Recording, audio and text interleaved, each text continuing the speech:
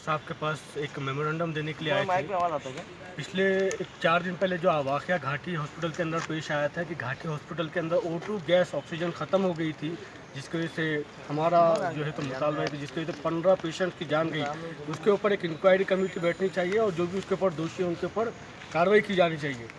सुनील केंद्रेकर साहब ने, divisional commissioner साहब ने हमारी पूरी बात को सुना, हमारा पूरा विषय समझ के लिया। उन्होंने हमको उनकी बात भी समझाई कि जो है तो ऑक्सीजन की पूरी मराठवाड़ा के अंदर कमी है, जिसकी वजह से ये इश्यूज़ हो रहे हैं।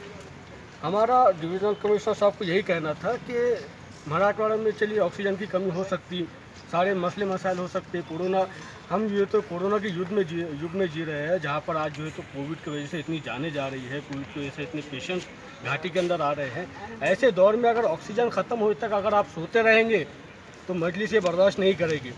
ऑक्सीजन टैंकर का लेवल 300 तक आ गया था जनाब सुबह 5 बजे के टाइम पे, और 300 का लेवल आने के बाद ऑक्सीजन यूज़ नहीं की जा सकती क्योंकि वो पानी में तब्दील हो जाती है। उसके बाद जो है तो घाटी हॉस्पिटल के बहुत सारे डॉक्टर्स ने, सर्वेंट्स ने बहुत मेहनत की, ऑक्सीजन के सिलेंडर लेकर भाग रहे थे। क्या वजह थी कि ऑक्सीजन सिलेंडर यूज़ करने की ज़रूरत पड़ी? अगर ऑक्सीजन ख़त्म नहीं हुई थी तो ऑक्सीजन सिलेंडर यूज़ करने की नौबत क्यों आई? तो हमारी यही मांग लेकर हम डिविजनल कमिश्नर साहब के पास आए थे। उन्होंने हमारी बात को सुना और उन्होंने हमें आश्वासन दिया है कि हम इसके ऊपर एक इंक्वायरी कमीशन बिठाएंगे और जो भी दोषी है उसके ऊपर कार्रवाई की जाएगी।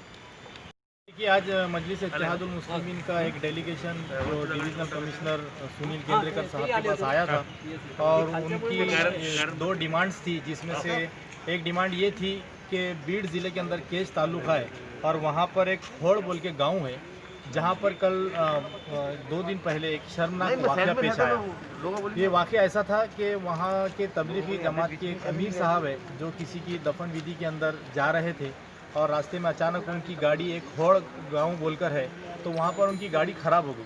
अब वो गाड़ी ख़राब होने के बाद में वो लोग वहाँ रास्ते पे रुके हुए थे, किसी का इंतज़ार कर रहे थे गाड़ी बनाने वाले के लिए।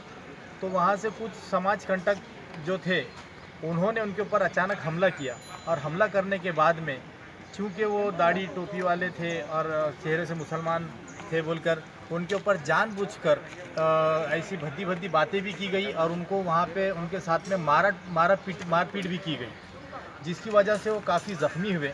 और उस इलाके का जो है माहौल कुछ गड़बड़ हो गया था।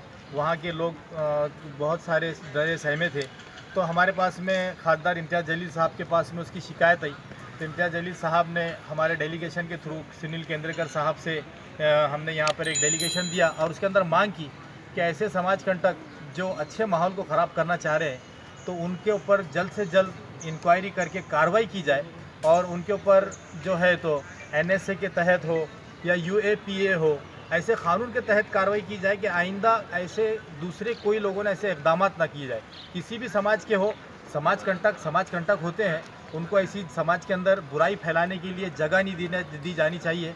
तो आज हमने सुनील केंद्रेकर साहब के सामने जब ये बात रखी तो उन्होंने अच्छे से उस बात को सुना भी, और हमारा जो मेमोरेंडम है उन्होंने ये हमें आश्वासन दिया, बल्कि हमारे सामने वहाँ पे ऑर्डर किया कि इस मेमोरेंडम को वो अभी तुरंत वहाँ के SP के पास भेजेंगे, और जिसने भी ये शर्मनाक घटना की है उसके ऊपर सख्त से सख्त कार्रवाई की जाएगी।